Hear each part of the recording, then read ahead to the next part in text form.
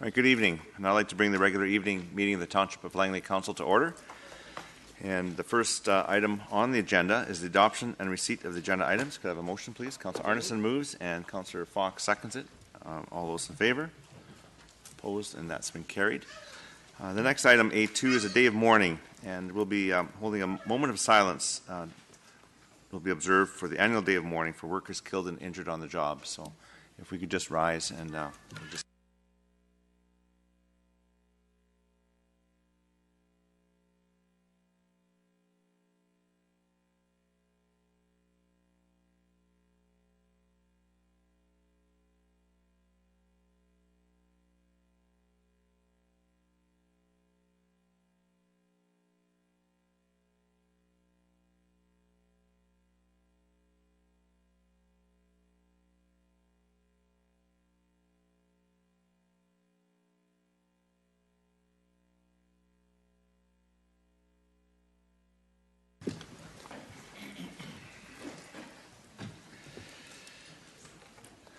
The next item is the adoption of the minutes for regular evening council meeting of April 10th and the public hearing of April 10th. So both of them, Councillor Fox moves, Councillor Davis seconds. In the errors or omissions, all those in favor?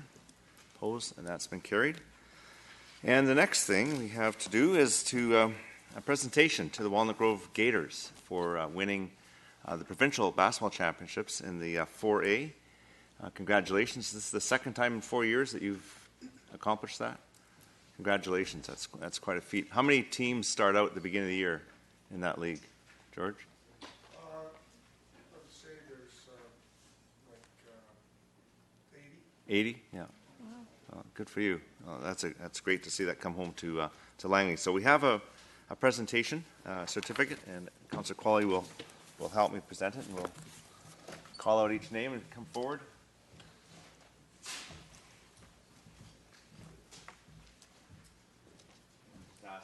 Come forward just to wait here and we'll get a picture of you and your team and the great big trophy. It's changed since you won it back in 1970. You have to say that. Yeah, I have to say it. These are some that I suppose that aren't here tonight.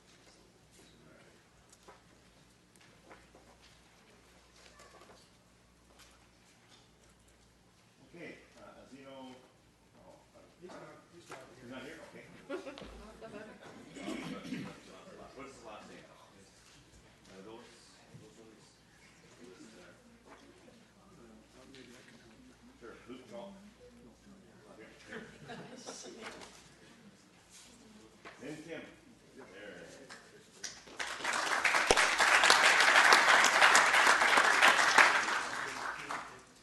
Good pick. We'll do all the group, yeah. So. There, great. Now that's Derrick Boyle? No.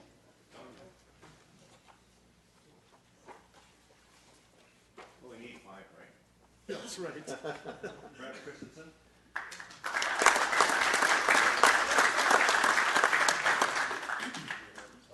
James Woods?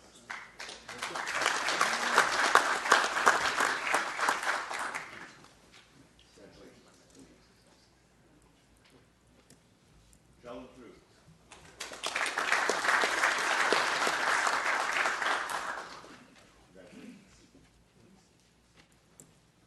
Tyrone.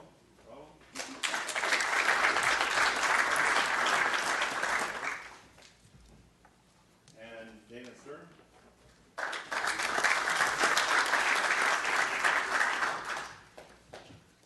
Noah Shopland.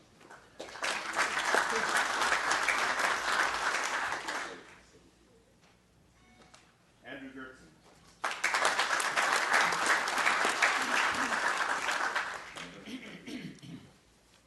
Not often I look up.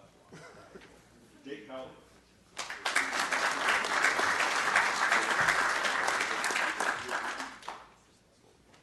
And Luke Adams.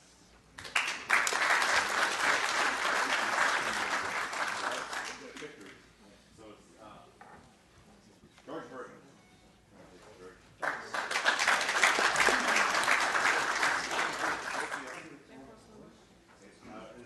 Run it back.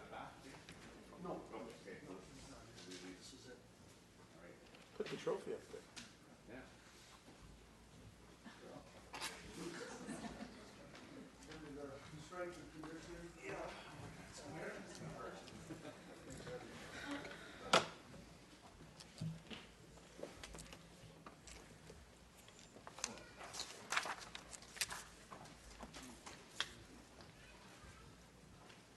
Don't worry, we're well hidden.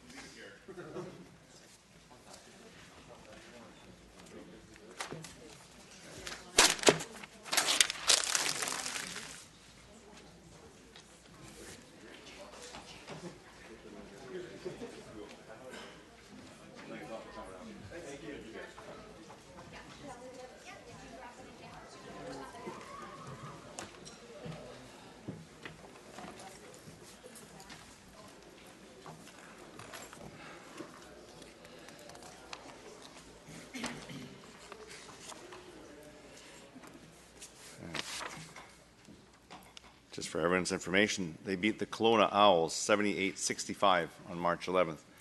But that score didn't reflect the game. It was close right till the very end, and then they pulled away. So it was an excellent game. All right. So now we move on to no delegations, reports, no reports to council. We go to bylaws for first and second reading, and this is the official community plan amendment and rezoning application 100097 and development permit application 100821. Could I have a motion, please? Councilor Fox, second. Is there a seconder? Councilor, I need a second. Councilor Long. Any discussion? Councilor Richter.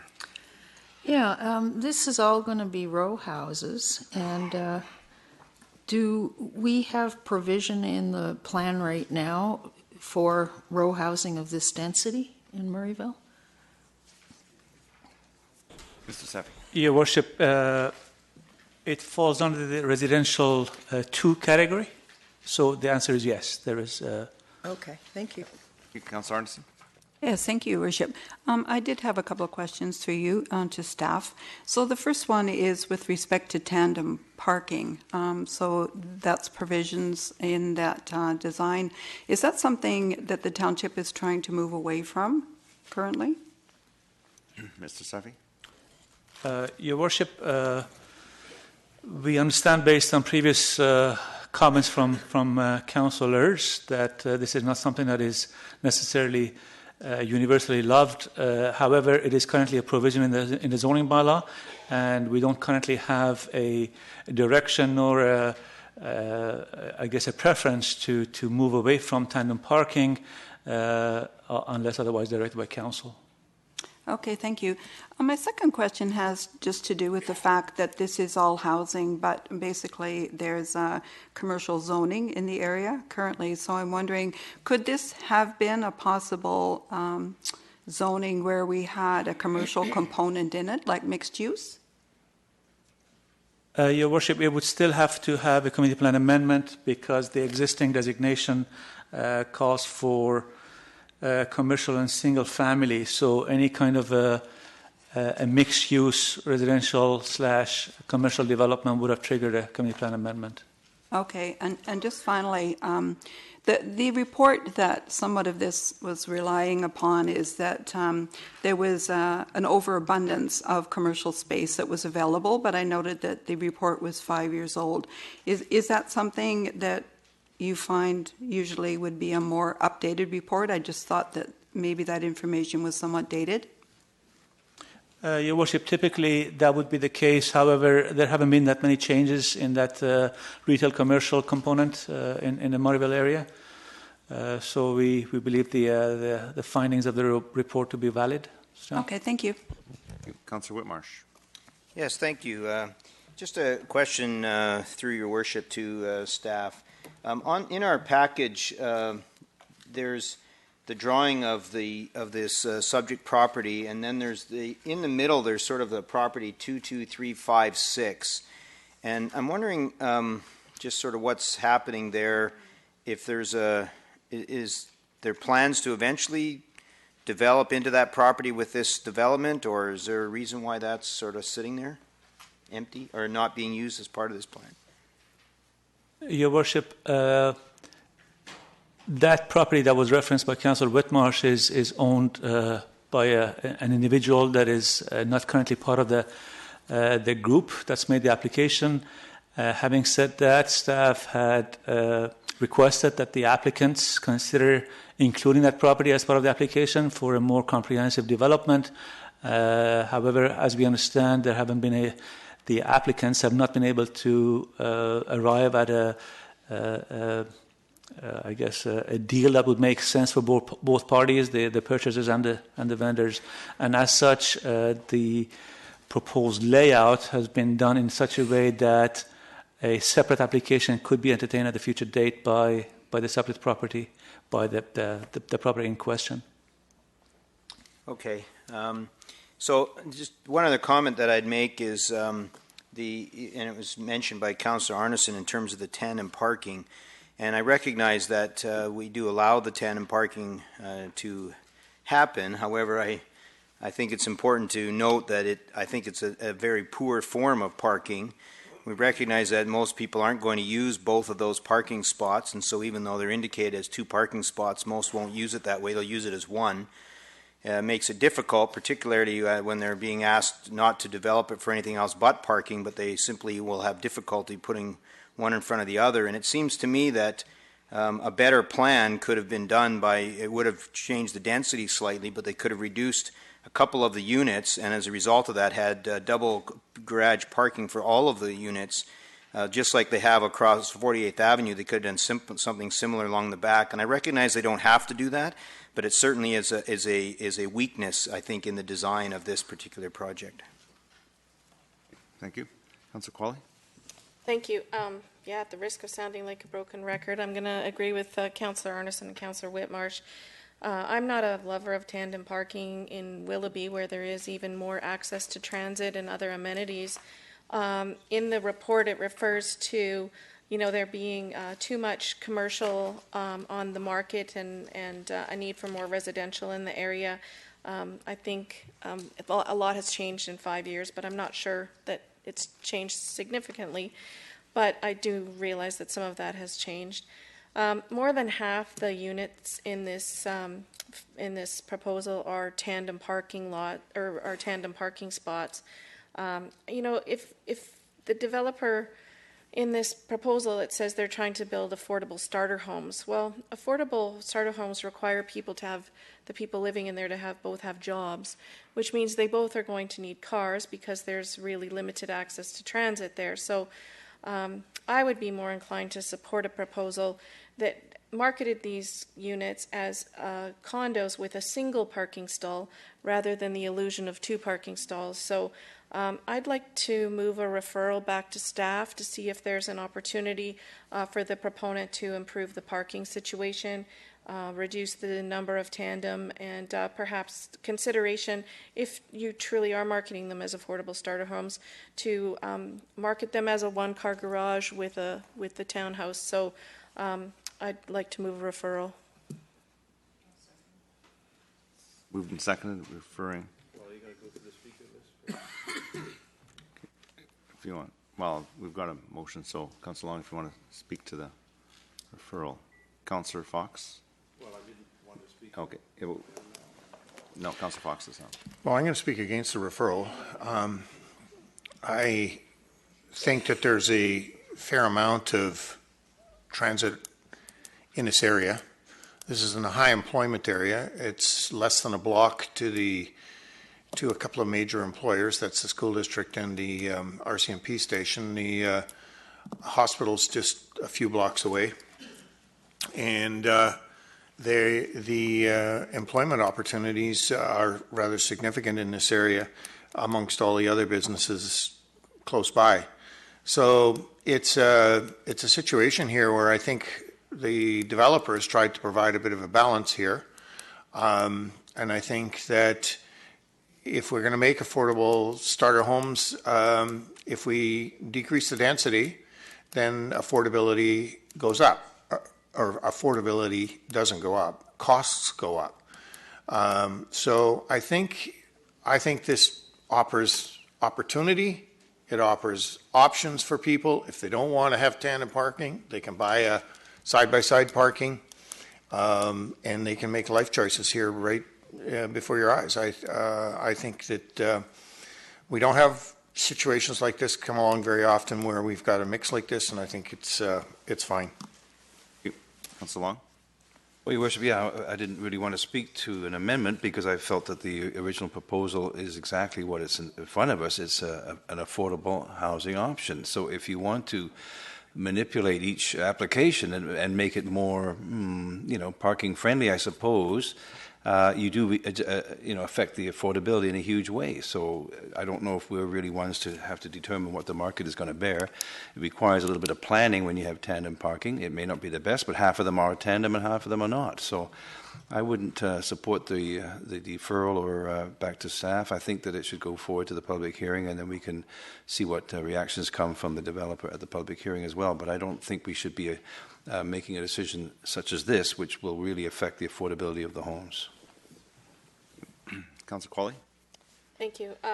I'm not suggesting this affect the affordability of the homes. I think if my suggestion was to refer this back to staff, and if these are truly meant to be affordable homes, then market them as an affordable home with a single car garage and market them that way. Don't market them as a home with a double car garage. This belongs in Willoughby. It doesn't fit in that area, in my opinion. The transit is very lacking in that area. There's no parking on 48th Avenue. This is an application that we would consider in Willoughby, and I think if affordability is what the target is, then market it that way and market it as a single garage with a great storage room. But don't continue to market these up there as a two-car garage, because it's not a two-car garage, and we all know that. So that's the intention of the referral, is to improve it. And if it comes back with these as single-car garages, although there would be a variance for parking, I would tend to support the variance with single-car garages before I would support this for tandem parking. Thank you. Councillor Richter? I'm in agreement with sending it back to staff because we know from experience that tandem parking doesn't work. People use it as storage because there's not enough storage in these units. And just looking at this layout here, there's going to be parking issues on that road. Clearly there's going to be parking issues. And there will probably be parking issues out on 48th as well. So I really think the tandem parking has to go. Thank you. Any other discussion? Councillor Long? Well, just for clarification, I mean, whether you choose to park two cars in there or not, that's certainly your choice. Whether you market it, and I don't know that we're asking to rule on what's being marketed here. The marketing is up to the real estate and the sellers. You can park two cars there or not. It's up to you. I mean, if you come back and say you can only park one car there, how does that help? Anyway, I don't think I support the referral at all. Thank you. Any further discussion? Seeing none, I'm going to call the question on the deferral. Or referral back to staff is what it would be. F1. I can't. And the referral passes. Councillor Fox, Mayor Froese, Councillor Long opposed. Move on to F2. This is rezoning and community plan amendment application number 100134 and development permit application number 100833. Bylaw 5274, bylaw 5275. Can I have a motion, please? Councillor Fox, second. Seconder. I'll move second. Councillor Qualley. Just let me clear this all off. Okay, so now I'll start I have to clear the queue from the last one. So any discussion on F2? Councillor Qualley? Thank you. There's a density increase here, taking this building from 4 stories to 6 stories, and I'm fine with the density increase. I think this is where the density belongs, is here in Willoughby, and I think this would fit. But I would like, I'm going to make another referral, and I'm going to suggest we refer this back to staff for 2 reasons. one related to the rezoning, and the referral related to the rezoning is that perhaps the developer could come up with a community amenity for the increase in density. And the second referral, do you want them separate or together? In one? You're referring to the same one. So for two reasons, yeah. So one is Conditions. related to the rezone, and that's a community amenity related to the rezoning. So perhaps something, park contribution or something like that to offset the lift in density. And the referral regarding the development permit is to perhaps make this fit a little better, the look and feel of the development fit a little bit better into the current community environment. So perhaps it could look a little more similar to the developments to the north. So a little less glass and steel kind of looking and a little more natural wood and stone feel. So those are my two referrals. Okay, so it's been referred for two conditions and seconded by Councillor Richter. And so I'll open up the Amendment 1. Any discussion on that, Councillor Long? Well, here we go again. I don't know, as we want everything to be the same look. So, I mean, the market is driving what's being bought and sold out there. I don't think you want everything to look the same, so I don't know if I agree with that. And I guess I would like to ask staff through you, Your Worship, in terms of amenity contributions, there are a number of projects that have been rezoned to increase densities from 4 to 6 stories because we're trying to encourage density in the area. Can staff please comment on how this would affect, the referral would affect other applications that have either come before us or maybe coming down the road? And also maybe address what community amenity contributions are already in this particular application, if there are any. Duffy? Thank you, Your Worship. So I guess in reverse order, Your Worship, the Willoughby area, for the most part, as part of their neighbourhood plans that have been adopted by Council, requires contributions towards amenities that typically include greenways, pocket parks, and trails. So in this particular case, there is amenity contribution towards greenways and pocket parks and public art.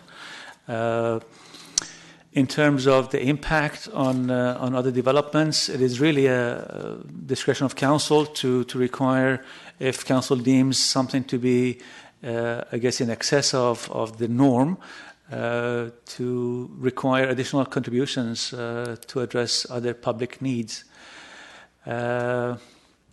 And I guess in terms of the overall density increase, it is supported by staff because of the fact that other developments within the block have not taken advantage of the density that the plan provides, and as such, there is a surplus, if you will. There is density that the plan did contemplate and anticipate that has not been taken up, and as such, there is room for additional density within that block. That's why the staff support. I don't know if I addressed all of Councillor Long's questions. Yeah. Thank you. Councillor Arneson? Yes, thank you, Worship. Well, I suggest and support it going back to staff. The comment that I had noted was I didn't really think that the facade fit into the neighborhood and that you could do something by way of complementary colors so it didn't look quite so, don't know what the word is, but it kind of just is a little bit jarring, the color and some of the materials I think used, not because it's not an attractive building, but maybe just in the context where it would be built. My other question, or I guess concern, having to do with some of the public feedback that we've been getting. I know that in our correspondence there was some information that was provided about concern about overshadowing and obstruction and privacy issues. And so I know the proponent tried to address those. But I really think that if we are going to be going to higher building heights, then we need to consider at some point how this is going to directly impact. And it references drone information. If I was either in that neighborhood or anticipating being there, I would like to know that I'm not going to be feeling like I'm in the West End of Vancouver with some of those high-rises there where people are able to look directly into your own living room. And I guess my final thought is that maybe we're heading in the direction where we need to consider, instead of building potential corridors in certain areas, we need to start protecting those views. I've mentioned this before, and we haven't really gone in that direction yet. But I would be very disappointed to think that certain individuals who already live there, who we have to be sensitive to, and the ones that are moving there shouldn't lose the fact of having mountain views and other viewscapes that the rest of us have been able to have the benefit of for so long. So I support sending this back to staff for these improvements. Thank you. Councillor Qualley. Thank you. To quote Mr. Seffi, this developer is taking advantage of a density surplus in the area. That's great. I'm happy to see it. This is where the density belongs. But our community should benefit from that advantage, not just the developer. So there's an opportunity for us here to look at a community amenity that can be contributed by the developer, and they can decide what that should look like. But I would like to send this back to them so they can be creative in how they feel they could how they could share the advantage with the entire community. That's the reason for the referral. Councillor Long. Well, just for clarification there, I think staff may want to also comment that if you're going to charge more of an amenity fee to a developer, you have to have a reason for it. You have to have some kind of project. You can't just say, well, you're doing good at this, fork over some money. Now, maybe I could be wrong on that, but can staff clarify? Do we have a specific project that this development affects that they need to contribute towards? And if they're already paying community contributions, then why would we hit them a second time? I'm just asking that. And then as far as some of the other comments, Your Worship, I think the colours and so forth would be decided more after the public hearing to see what else fits in the neighbourhood. But just on that, the amenity contribution, isn't that correct? That you would have to have a specific project for them to contribute to? And if they're already contributing, what are you going to ask them for? To double up or what? Thank you, Your Worship.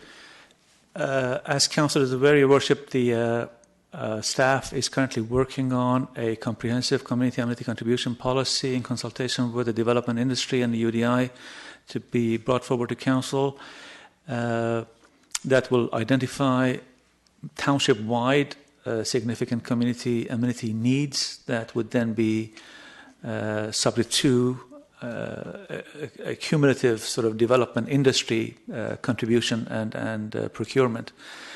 In the absence of that, there have been precedents in the township where, based on negotiations and discussions that have occurred at the staff level, proponents of developments that have required a community plan amendment have volunteered or offered community amenity contributions. In the absence of a specific item, there have been contributions towards playground improvements, towards rec facility improvements, pedestrian improvements, etc. So those are the types of, amenity contributions that we have examples of having worked in the past. But they're already contributing to those, are they not? I thought that's what I heard you say, Your Worship. Your Worship, greenways in Willoughby, yes, but nothing in terms of playground improvements or recreation facility improvements. Thank you. Councillor Qualley. Thank you. So I could have referred this back to the completion of that policy, which is still a number of months away. The referral was to refer it back so the developer could consider what they might be willing to contribute in terms of those amenities. I'm sorry you don't see the need to sort of share in that advantage, Councillor Long, but I think that's a really good opportunity for everybody to win in this situation. And we would be we would be doing our community a disservice if we didn't have this conversation. So if they come back and say, no, they're not willing to do anything, then that's their prerogative. It can come back for another conversation at council, but I'd like to give them the opportunity to see if they'd like to share in the advantage. Thank you. Councillor Whitmarsh.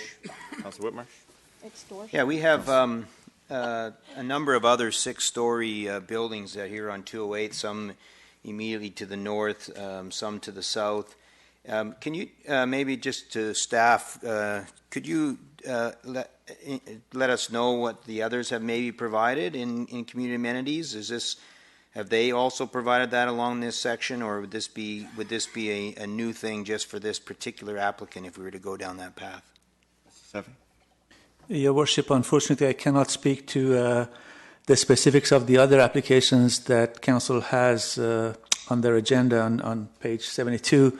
The diagram there is just intended to provide Council with information in terms of where else six-story buildings have been approved.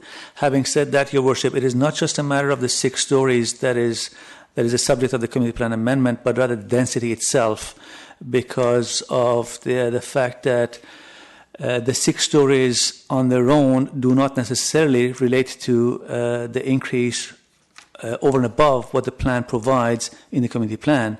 And what I'm saying, I guess, is that the proponents could have come up with a design that has 6 stories but still achieves the 80 UPA, which is the maximum that the Yorkshire plan requires. So it's actually the addition or the increase from the 80 UPA, which is the maximum density in the Yorkshire plan, as well as the 6 stories, which is the subject of the community plan amendment. Thank you. Thank you. Any further discussion? Okay, seeing none, I'll call the question. I'd just like to say that I think the comments I've heard are very good, but I would like this to go to public hearing so we could get input from the public. And then a question for Mr. Sefi is, at third reading, can council then, with some further information from staff, perhaps put conditions on that would provide for some extra amenities for playgrounds and that sort of thing? Is that a possibility at third reading? Did you say at third reading, Your Worship, or after third reading? At third at reading. Third reading, yes. Yeah. Yes. So we could hear from the public and still come back and put some conditions on this project if we felt it was necessary. Okay, thank you. So with that, I'll call the question on the referral, and this is F2.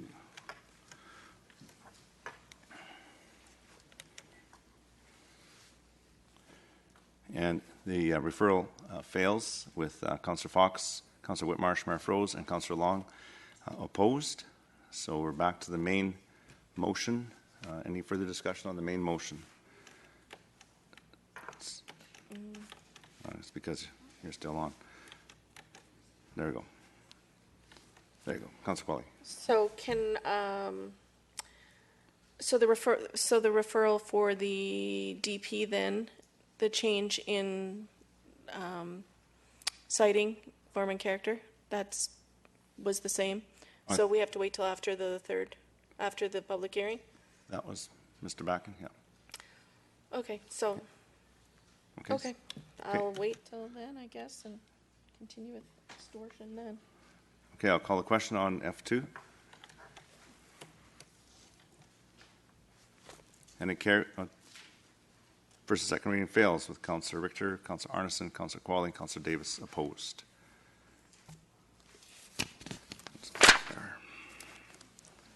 F3, Smith Neighborhood Plan Bylaw number 5265 and 5266. Can I have a motion, please? Councillor Qualley, second. Councillor Fox. Any discussion on F3? Councillor Richter. Yes, a question to staff. What is the anticipated population of this area at full build-out? It's, I saw the reference to how many acres it is, but... Your Worship, I believe it's 4,200. In how many acres again? So it's going to be a very dense area, is what it's going to be.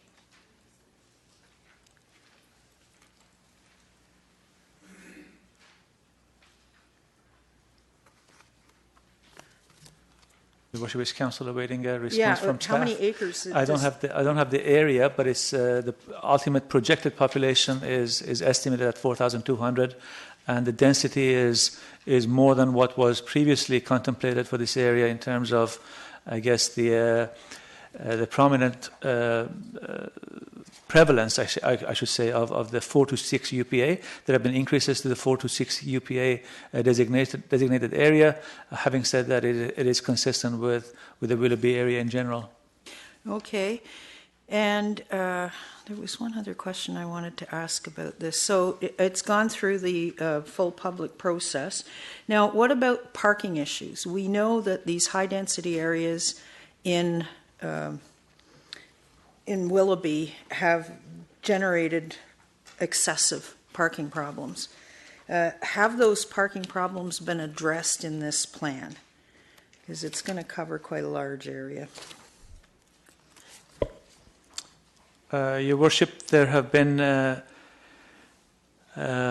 amendments to the street design to accommodate parking on both sides, in both this as well as the other most recently adopted enabled plan by Council, that being the Latimer enabled plan. So there's been an attempt to address some of the parking issues. Attempt to address some of them.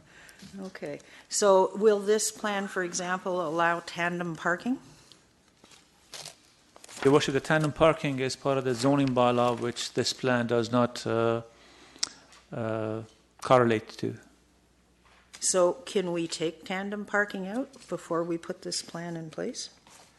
Your Worship, that would be subject of a zoning bylaw amendment, which would have to go through its own separate bylaw amendment process. Okay. Okay, well, I've found the area here. It's 192 acres and 4,200 people. Okay, thank you. Thank you. Councillor Arneson. Yes, thank you, Your Worship.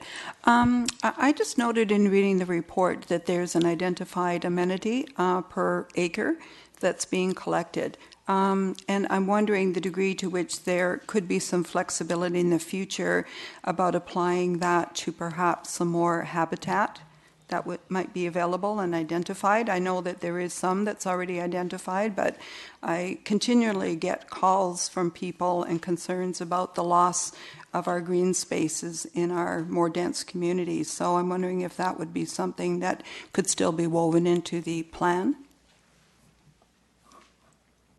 Your Worship, the way that the amenities are calculated is based on a very detailed analysis of the greenway needs, the greenway requirements, the pocket parks, public art, and any other component that forms part of the amenity contribution policy. So those are typically shown at the neighborhood planning stage, and if there was to be some other amenity that Council would deem to be, I guess, worthy of inclusion as part of the policy, it would either have to be taken through a community-enabled plan amendment process or then applied on a case-by-case basis on development applications as they come through. Okay, thank you. And just a final comment, because in the staff report, it indicates we will continue to allow drive-throughs, and I'm personally not in favor of allowing that. I think that they very much undermine or contrary to our greenhouse gas goals and commitments. Thank you. Councillor Qualley. Thank you. Thanks for the information and this report. It was really, really great. It was really concise. Thank you for that. I do appreciate the effort that staff made to widen the streets to accommodate more on-street parking and to help sort of facilitate some improvements in parking in that regard. But I think with the density in Willoughby and the density that will come with this new development, the only thing missing for me in this is the opportunity for car sharing. So with, the improvements we're seeing from transit or in transit in this whole corridor, the new exchange potentially coming in at the Willowbrook area for transit, the carve-out, feels like a really great place to start talking about adding a car share node. So whether it's a car to go or similar, in other communities, they've added these card share programs so people can access these cars that are sort of a car to go plan so that they aren't as car dependent 24/7. So I'd like to just make one minor amendment that in section 8.5, parking and transportation demand management, I'd like to add that we include car share programs and opportunities in a secure and appropriate location for all multifamily developments. Okay, we'll open the amendment. So the motion to amend has been made by Councillor Qualley and second by Councillor Richter. Discussion on the amendment. Councillor Fox. So this could be a fairly substantial and costly amendment, because if you have to, for every multifamily proposal that comes forth, and there's no way of knowing how many that will be, you have to make a provision in there for car sharing, then that could become a fairly expensive added feature. So what would you perceive, I guess, is what would staff perceive the inherent cost for this? What would they perceive it would look like in a multifamily? Is this just a couple of parking stalls, or is this fairly extensive? You know, I mean, car sharing's big in very dense areas. I realize that, but you've added this adds an implication that I don't think we have enough information to add. If you want to send it back and get this added with explanation and so on and so forth, but just to add that verbiage at this point in time in the 11th hour, I can't see us doing that. Because there's no definition of what it looked like. There's nowhere it explains it in this whole report of 118 pages what car sharing nodes look like in multifamily areas or complexes. But what about single family proposals? They don't car share in single family? There's a whole piece to this that's missing in its explanation. So I can't just off the cuff say, if you're going to put in multifamily 8.2, then you got to supply a car node. So it's got to have more explanation than that. Okay, Councillor Long. Yeah, I'm not sure as I can understand how these amendments are coming up at the last minute either. I guess staff are probably shaking their head as well. What do they have to say about that? I mean, I think that car sharing initiatives can happen in any neighborhood. I don't know if you can mandate it. Sometimes things work and sometimes they don't. Usually the market drives what sells and what doesn't sell, and what is advantageous to people, what people buy, how they do their things. So I don't know as we can legislate that in. It's an interesting concept, but would you hold up the entire plan because you want to add that? I mean, there's all kinds of things we could probably dream up at the last minute, but this is a process that's been going since 2013. So it sounds like almost everything that's coming before council tonight is going to get sent back. I think that's the wrong way to do it. I think if you want to make some amenities and some amendments, they have to happen earlier in the planning process. Thank you. Councillor Richter. Well, we've known since 2013 that parking is a huge issue in Willoughby. And we need to be trying to do things that will stop it from being an issue in the remaining pieces of Willoughby as Willoughby develops out.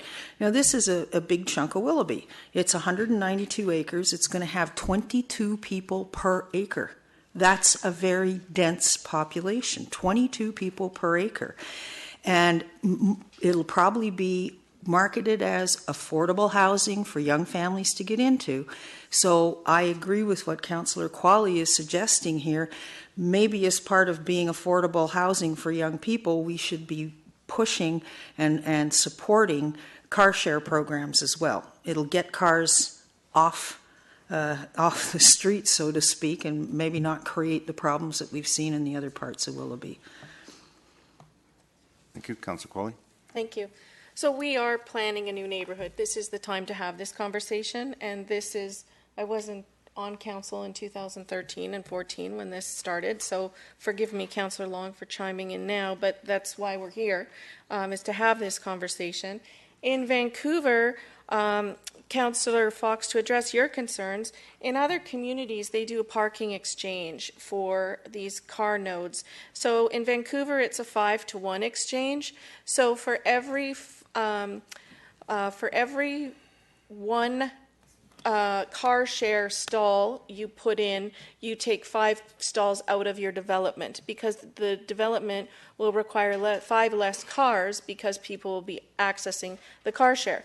In Coquitlam, it's a 3-to-1 exchange. So there are a lot of opportunities here to get cars out of this piece of the community. And if we don't do it now and we try and add it later, I'll be accused again of extorting stuff for a community benefit. And I really see this as a development amenity that we should be building in now at the start of the community. So if you'd like more information about how these work and what this looks like, I'm happy to make a referral back to staff so they can bring this back. But if we don't do this now, and if we aren't thinking about these opportunities that weren't available in 2013, Car2Go didn't exist. It's only been available in some of the suburban communities for the last couple of years. It's only been in Coquitlam for less than a year, so there hasn't been enough density to bring Car2Go out this way. So if we don't do this now, I think we're going to miss the opportunity to have this conversation. So I'm happy to make a referral back to staff so they can get back to us with information on how this would look.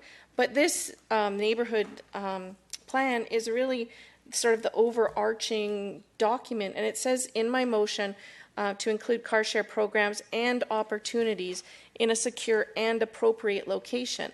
So, I mean, it sort of leaves it kind of open for lots of opportunities that are appropriate and secure. So if you'd be more comfortable with a referral, I'm happy to support a referral, but the motion is to add conversation about car sharing, because I think with the density we're creating, I'd like to be able to have an opportunity to accommodate that at some point.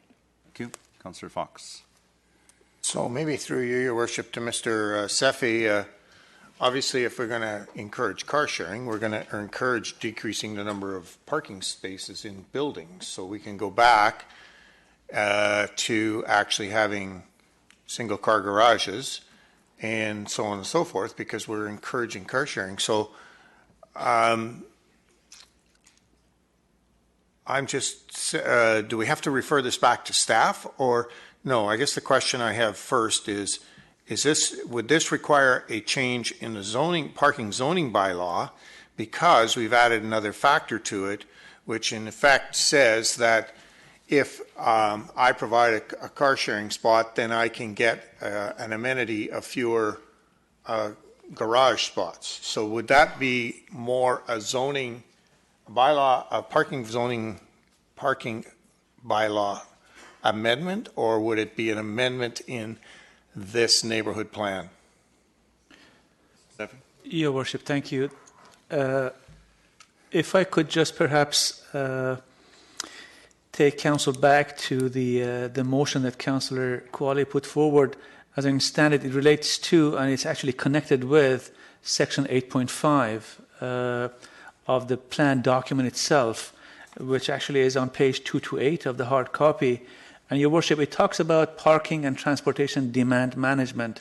And the addition that Councillor Qualley put forward is in relation with trying to explore opportunities that would then reduce parking demand, and or then staff is actually being encouraged to work with the applicants to pursue those opportunities.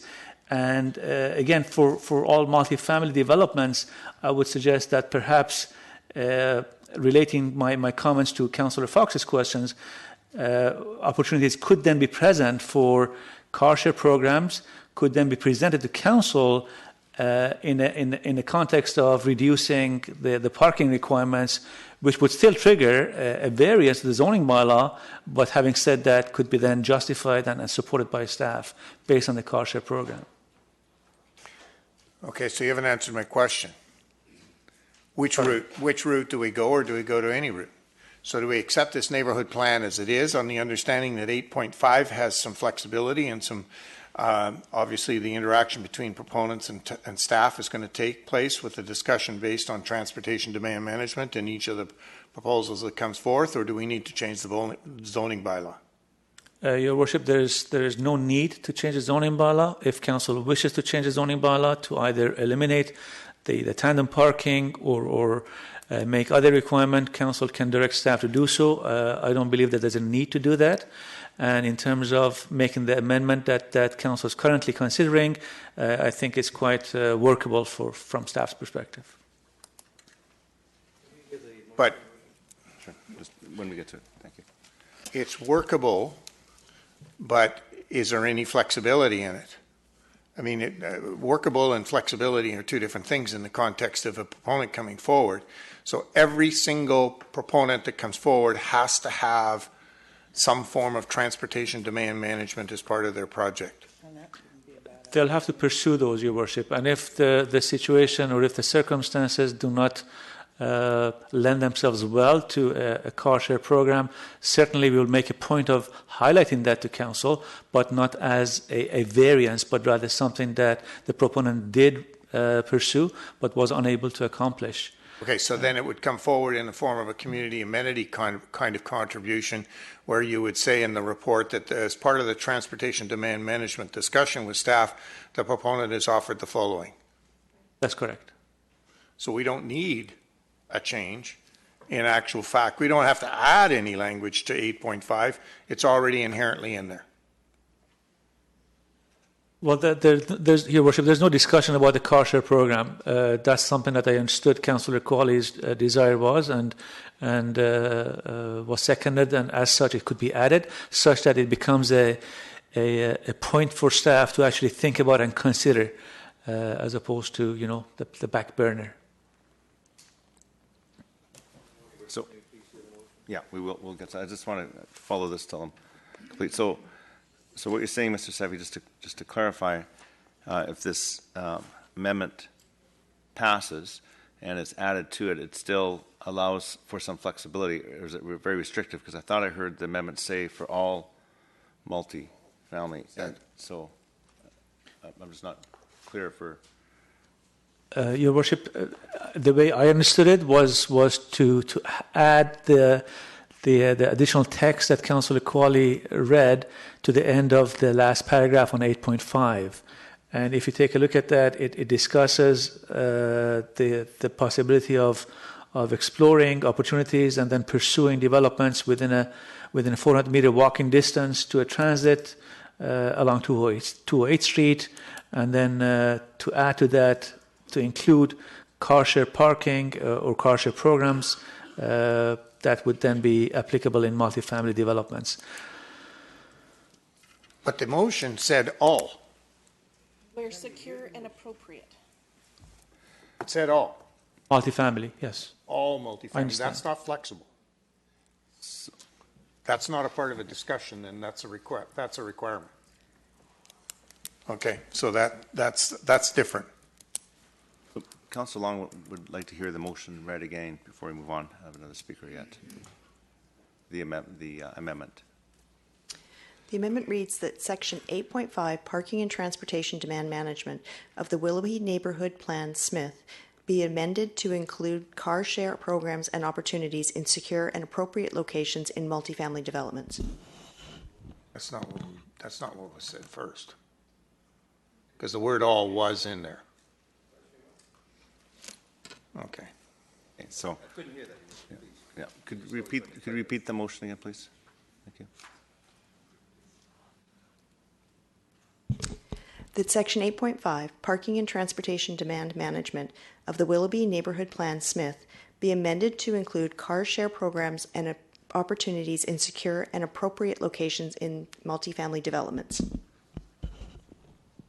Okay. Thank you. Okay, Councillor Whitmarsh.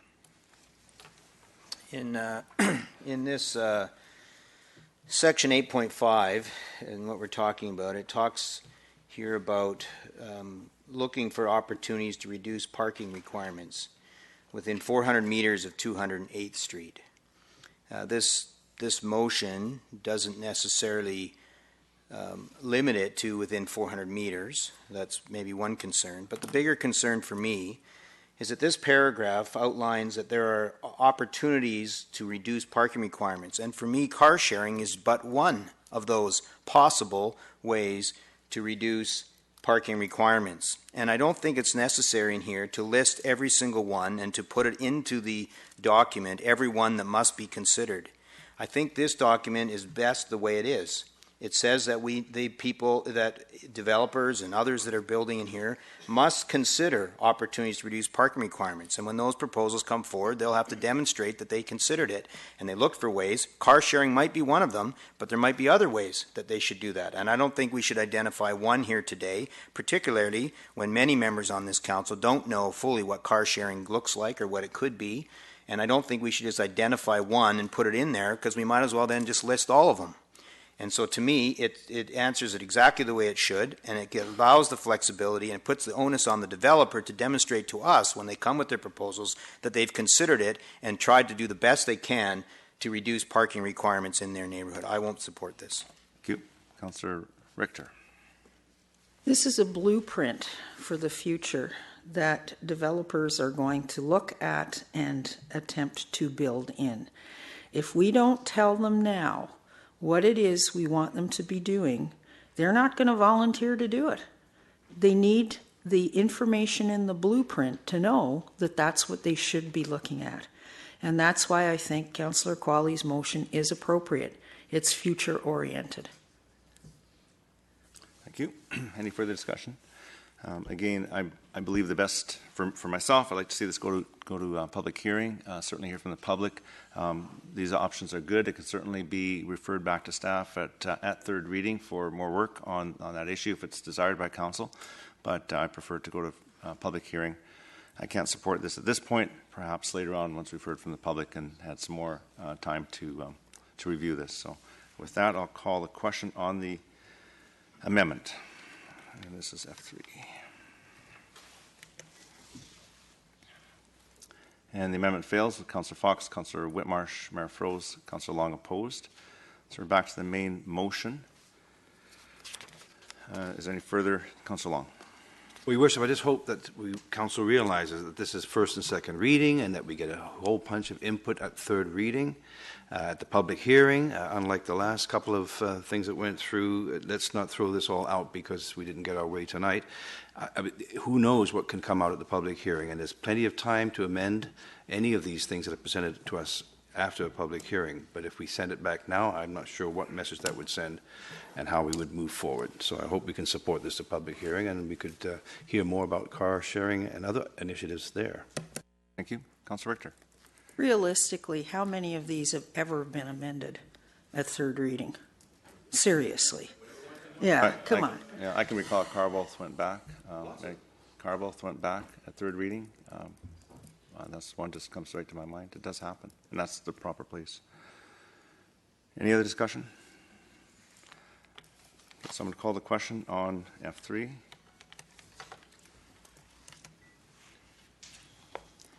And it carries. Councillor Richter opposed.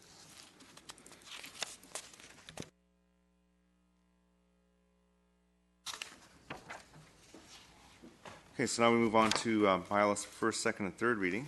And G1 is hotel room tax 2% levy, bylaw number 5285. And the purpose of this is to amend the effective date from August 2 to November 1st. Could I have a motion, please? Councillor Long, second. Councillor Whitmarsh, Councillor Qualley, wish to speak to it? No, sorry. Oh, Councillor Richter. Yeah, I think this tax is not serving a useful purpose anymore, and I'm not going to support amending it. I think we should get rid of this tax. It's been around for a while. I don't think that it's achieved everything that it was set up originally to achieve. Thank you. Any other discussion? Seeing none, I'll call the question on G1.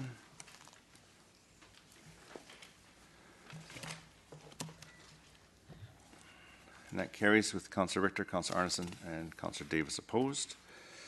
And move on to bylaws for consideration at third reading. H1, official community plan amendment and rezoning application 100132 and development permit applications 100808. Bylaws 5267, 5268. So on the bylaw, motion, please. Councillor Fox, second. Councillor Qualley, any discussion?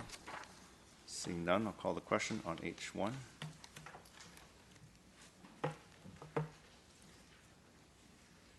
Carries with Councillor Richter opposed.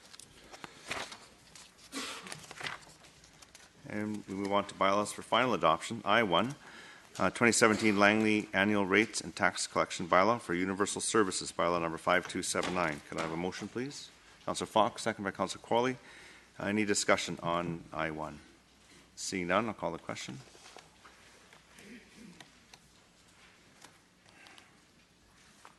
That carries with Councillor Richter opposed. And so now I move on to the Mayor and Council report. Councillor Long. So I'm not sure when you'd like to talk about this, Your Worship, but I wouldn't mind going back and reconsidering F2. Yeah, I might change my vote if that helps. Yeah. It's going to happen in other business. Okay, thank you. Councillor Qualley has already asked that she has an opportunity to ask for motion of reconsideration, which she can as. Yeah. No. So anyway, so it's going to come back for That's vote. funny. It was defeated, so Councillor Qualley would. Yeah, but there were two things to vote on, right? Yeah. Anyways, it's going to come back later. So, okay. So, just to keep everything confusing, we'll now take a break from all these heavy emotions and have the mayor's report. I'd like to welcome everyone here tonight, and it's been a busy few days for myself and a busy couple of weeks for council. I'd like to thank Acting Mayor Angie Qualley for stepping in and taking over while Debbie and I were away on vacation. Thank you very much, Councillor Qualley. While I was on vacation, while Debbie and I were on vacation in France, we attended the Vimy 100-year commemorative ceremony at Arras in northern France. The Vimy ceremony was very moving, and I was proud Canadian and felt very fortunate to be there. The Sopwith pups from the Canadian Museum of Flight and the SE5 from our museum were on hand, and they're viewed by thousands of school children who were there at the exposition, and also the SE5, along with 4 Newports, from Comox, did a flyover at the service at Vimy. So a great way to commemorate 100 years from that battle that was very significant in our Canadian history. This past weekend, we had several events, starting with the opening of the Literacy Circle at the Derrick Doubleday Arboretum on April the 22nd. A unique facility that integrates literacy and nature. The Circle is a permanent amphitheater that features grass seating tiers, a gravel stage area, oversized sculptural letter elements, and an outdoor blackboard. It's a legacy to the Langley 2014 BC Seniors Games. So funding was provided by the Seniors Games, by the Langley Rotary Club, and the Township of Langley. The Seniors Games was supported by both the City of Langley and the Township of Langley. So, on Saturday evening was a Plates and Glasses fundraiser at the Fort Langley Community Hall. It was a sold-out event, and monies raised go towards the Langley Hospice Society. And thank you, Councillor Qualley, for cooking up with all your helpers all that great food that we had. Thank you. Fun. It was a great fundraiser. It was the first annual one like that. Yeah, it was great. On Sunday, I was able to visit and tour the cars at the annual Mostly British Car Show at the Fort Langley Community Hall. The mayor's choice this year was a 1955 Jaguar XK140 fixed head coupe owned by Steve Blake, and it was an absolutely beautiful vehicle that he restored, and just a fantastic piece of work.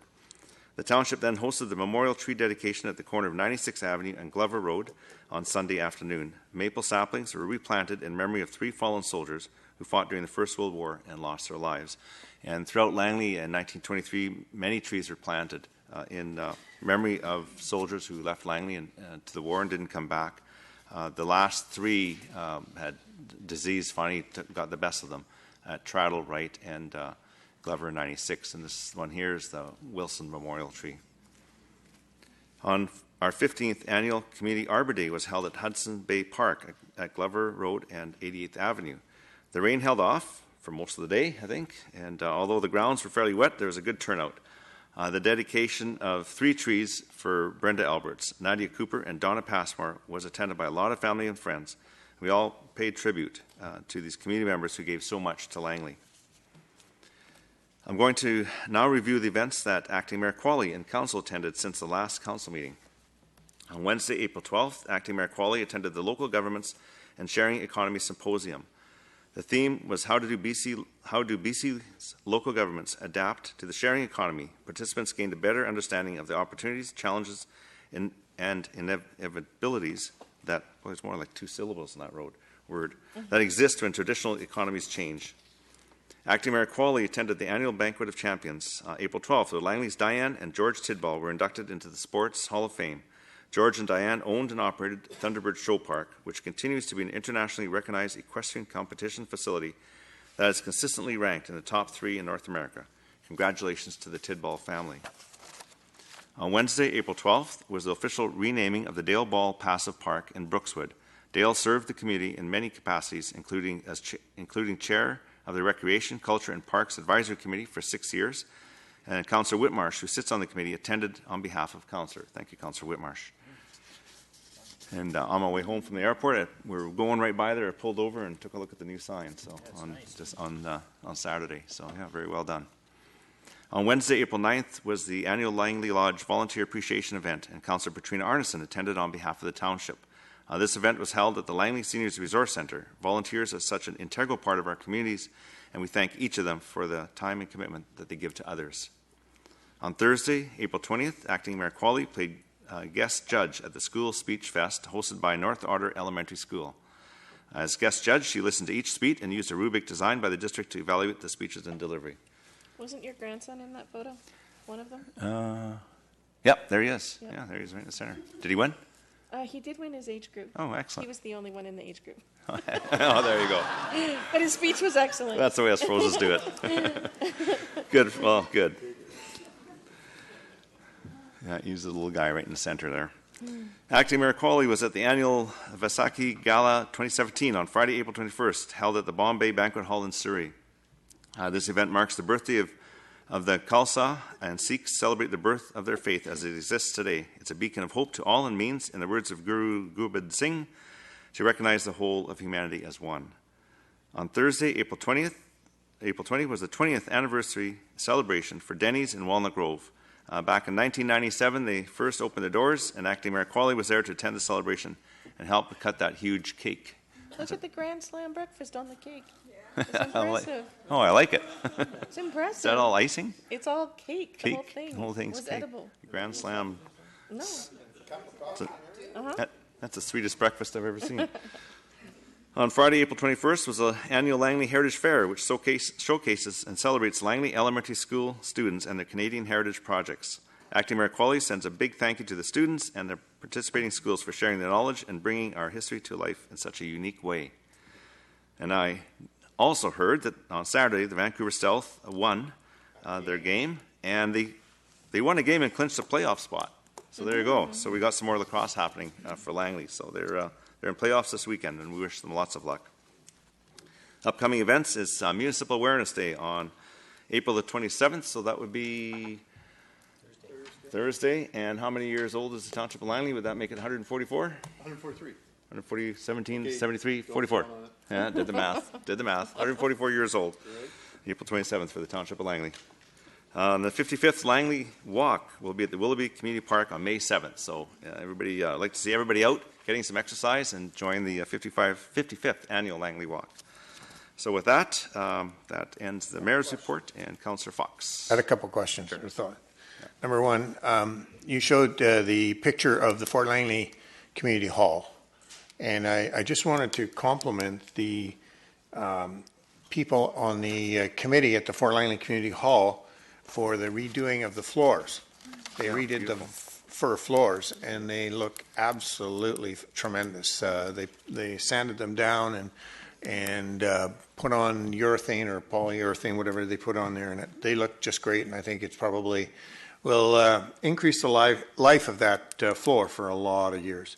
Second thing is, I don't know how many of you attended. Some of you may have attended the function, the memorial tree function, and one of our finest in Red Surge had an unfortunate accident, and I don't know if we have an update on her condition. I've checked and haven't heard yet. So haven't heard? Yeah. Okay. Cindy was trying to find out. We haven't heard yet. So yeah. But I do want to say compliment staff and our girl Melissa, who ushers you all in here.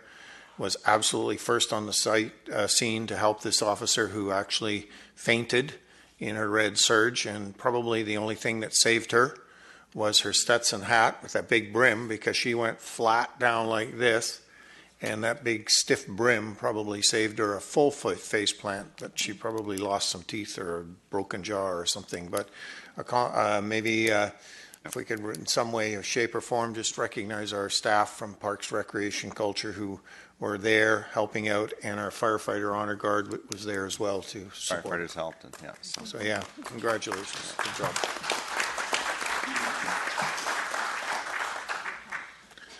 So And, I just have one thing on the Metro. Okay. I think that's The next next. report, sure. The Flushables Campaign. Now, I am on that committee. I hope you've seen it. I hope you've read about it. It's been in the newspaper. But it's really important, because you can't just assume anything that fits down a toilet is good for a toilet or good for the sewers. So the Flushables Campaign is a public education awareness campaign for those people that have toilets that actually run into the sewer. It's actually a very good campaign for some of us who have septic tanks as well, because what can't go down the sewer shouldn't go down the septic tank either. So I hope that you take it and pay heed, and hopefully you'll save the Metro Vancouver sewer utility a lot of money, because you would absolutely be amazed at what people put down a toilet. And it's just not toilet paper. Okay, thank you. Thank you for that. Council Long. Well, just to segue on to what I'm up to tomorrow. Tomorrow there's a webinar talking about a national food waste reduction strategy, but it also talks about a road to zero waste, which includes making sure you recognize what goes where. And a lot of those products that you're talking about, Councillor Fox, can be composted and dealt with in other more environmental friendly ways. So that webinar is tomorrow morning at 10:15, which I'm volunteering to do for the Zero Waste Committee. Thank you. Excellent. Thank you. Okay, so now we'll move on to other business, and Councillor Arneson has a matter of other business. Yes. Yeah, we have to go in order. Councillor Long. Yeah. Councillor Arneson. Yes, thank you, Worship. About a notice of motion, do you want me just to read the last paragraph? Sure. Okay, because it's rather lengthy. Therefore, be it resolved that Council directs staff to correspond with the Fraser Health local drinking water officer with respect to concerns regarding potential negative impact on the potable water supply further to the location of the proposed EBCO and Weir development applications in South Langley in and around the vulnerable and unconfined Brookswood aquifer. Good. Before I take a second, can I just ask the mover, when you say South Langley, do you mean South Surrey? Because these, as I understand, these developments are in South Surrey. Okay. Actually, having to do with the recharge area for the aquifer, it is in... It doesn't say that, though. It says the proposed EBCO and Weir development applications in South Langley. So, but they're actually sited there, but the pollution is going to go onto our side. I understand that. Okay. I understand what you're trying to say, that you're concerned about the aquifer in South Langley, but the applications are actually in South Surrey, or am I wrong? Okay. I just want to make sure your motion... Oh, okay. Further to the exactly location of the what you proposed application. Yeah, okay. So the applications are in So South the Surrey. applications are in South Surrey. That's right. It does say in and around the vulnerable and Brookwood aquifer. So Yeah. it does cover. Yeah, it does. But the applications are actually in Surrey, not Langley. That's correct. So with that, you'd move it. Is that correct? Yes. Yeah. Okay. Thank you. So Councillor Richter seconds it then. Okay. So. Do I have a... can I speak to it? Yes, you certainly can. Okay, thank you very much. So I have a number of comments that I want to make about this application.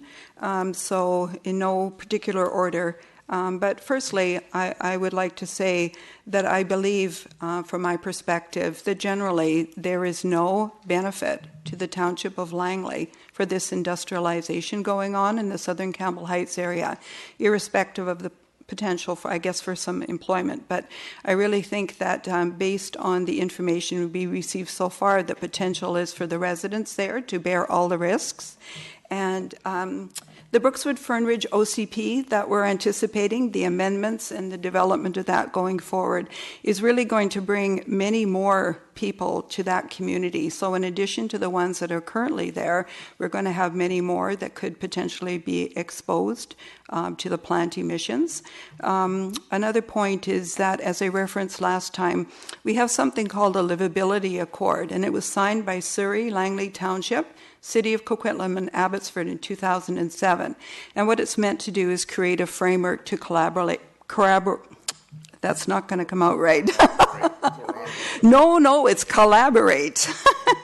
Thank you, but thanks for your help on planning issues that affect neighboring regions and communities. So water management is actually an area of joint jurisdiction between the province and our local government. So unlike the Metro's ability, they've seized jurisdiction historically about giving these permits for air emissions. However, we actually have our own local jurisdiction and authority to go forward and put measures in place so that we can protect our drinking water. So I just wanted to refer, which it does into the notice of motion in section 31.4, we have a Drinking Water Protection Act, and Part 5 creates a framework for development of a drinking water protection plan. So this drinking water protection plan may be initiated by a local authority by making a request to a drinking water officer under subsection 3. So that would be somebody that works for Fraser Health. And any subsequent drinking water protection plan must be approved by the minister. So I guess in a nutshell, my concern is what I've heard so far and what residents have told me. It's been very frustrating to be part of a process where currently Metro Vancouver gets to decide based on very discrete and select information whether or not they will get a permit which is going to allow these emissions. But I don't feel that the way that this is put forward is really looking at a number of things, including the cumulative effect of a series of similar proposals, nor the risk to the unconfined and sensitive Brookswood Fernridge aquifer. So I use this analogy when you're looking at a threshold where a government can say, at this level or lower, we're saying that it's safe for you. Okay, we'll allow this one. But if I multiply that by 5 or 10, what I'm really saying is even though each one of those met the threshold, what is the effect when I say it's 10 times that much? I think that's what the risk is, and that's why I think we need to go forward doing what we can do within our own jurisdiction to make sure that we do protect our drinking water recharge area. And one final thing, if I can just be indulged, I have to find my email here. But somebody who's very expert in this situation and lives in the area says, I'm quoting, I am quite certain that the airborne distribution of 3.7115 tons a year of largely undisclosed pollutants is located exactly over and in the center of the Brookswood aquifer. Okay, thank you. Any discussion, any further discussion on the motion? Did we, I wasn't here last meeting when that motion went through regarding that there was a letter sent to Metro Vancouver regarding the air quality. Maybe Mr. Backen can help me. That motion, did it not talk about getting some information back from Metro Vancouver? I know we discussed it in the afternoon meeting, but would it not cover this? I'm just wondering if we're being redundant with another motion. Your Worship, there was a request made as advised this afternoon. We have not yet received a response. Whether or not that would cover it, I guess, is a matter for Council to consider. Okay, thank you. Thank you. Councillor Richter? Question that I would have for you, Mr. Backen, did the letter that we send, did it specifically mention to Metro about water, or was it just focused on air quality? Mr. Steffi? Did not reference water, Your Worship. It did not.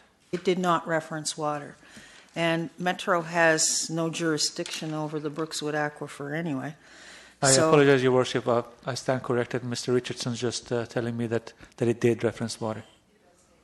Yeah, it does reference water, and it does reference the air pollution and how it would affect the area of Brookswood. I still think that Councillor Arneson is correct in this. We need to get the Provincial Health Officer involved as well. So I'm supporting this motion. Thank you. Any further discussion? Call the question on M1.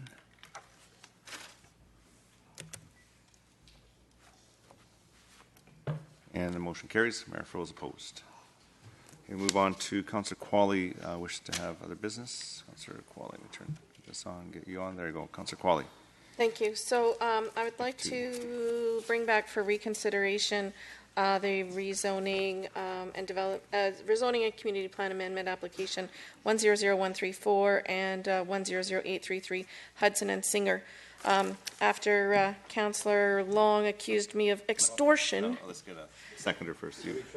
Okay, so we just, first of all, you're asking a motion to reconsider F2. Yes, please. It's been moved, seconded by Councillor Whitmarsh. Councillor Qualley, if you wish to speak to it. Yeah, so after I was accused of extortion, I was obviously a little bit shocked by that. So I voted against sending it to public hearing in error. I would like to send it to public hearing and hear from the community.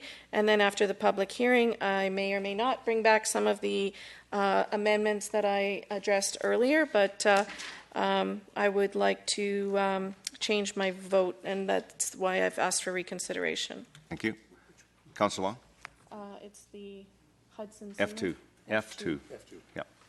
Councillor Long? Well, I would apologize for using that word, and it was very inappropriate. But I was going to actually, I appreciate that this is coming back, because I think if staff, I'm sure the proponents heard, if the staff can talk to the proponent about contributing more, considering they're getting 25 units more in density. But these things can come up at the public hearing, and I think that the point that Councillor Qualley brought up was quite appropriate, and I do apologize for using that term. That was wrong. Thank you. Okay, for the discussion, I'll call the question on F2. In reconsideration? Reconsideration. First of all, we have to call the question on reconsideration. So, reconsideration. Can you clear the slate? Vote on whether we do. Okay, I'm going to cancel the vote. So, this is the vote on reconsideration. So, I'm going to call it. So, I'm calling the question. F2. So reconsideration passes with Councillor Richter, Councillor Arnott, and Councillor Davis opposed. So now the motion is back on the floor. And so F2 is on the floor. Is there any discussion on F2? Councillor Qualley? So this goes back to it's a do-over. So we're back to sending it now to public hearing. So yes, so I'll support that in public hearing, and hopefully the community will agree. Thank you. Okay, so I'll call the question on F2 now.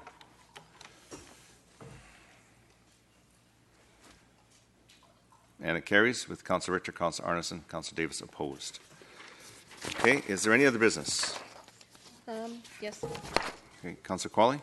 So could I please, I don't know if this is just a referral or if I need a motion for this, but perhaps before the Smith neighborhood plan comes back, we can get just a quick report from staff on how car sharing actually works.